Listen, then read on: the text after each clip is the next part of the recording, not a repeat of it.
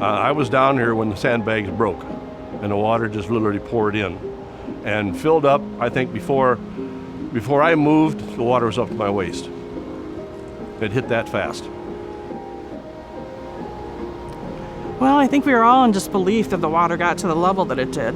And I think we were just like, what do we do? How do we come back from this? So.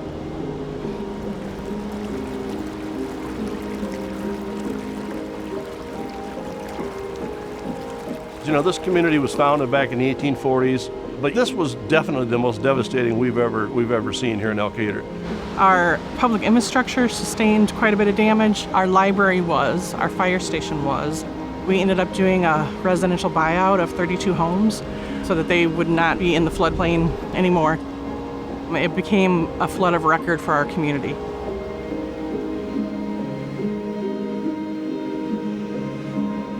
Cleanup went very well. We had a tremendous support from the community. The fact that we didn't lose any businesses is incredible, especially for a small town. I think after the flood and after we knew there was going to be a residential buyout, people weren't sure what we were going to do with this area, and there was different ideas. But the community visioning process was able to take all the ideas that people generated and kind of boil it down to a master plan. Because it was flood of record and there was such a huge magnitude across the state, there was funding available. After the visioning process, we had the projects like the development of Founders Park and our river access, and so we were able to get a lot of grants and funding for that. Well, I think Founders Park is kind of a centerpiece for the city of Elkader right now. We have numerous activities down here like Sweet Corn Days, Art in the Park, which is huge.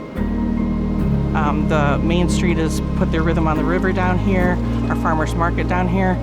It's a place for people to go and sit and relax.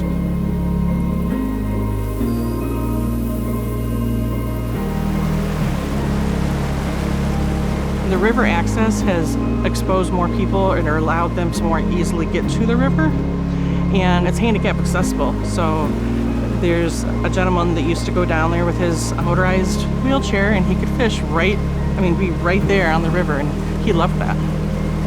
One of the things identified in our visioning process was to have a water trail, and that helped us get the Tricky River designated through DNR as a water trail. The river is an attraction. If you come down here, especially on weekends, you'll see hundreds of people canoeing or kayaking, playing in the water, the whitewater course back here.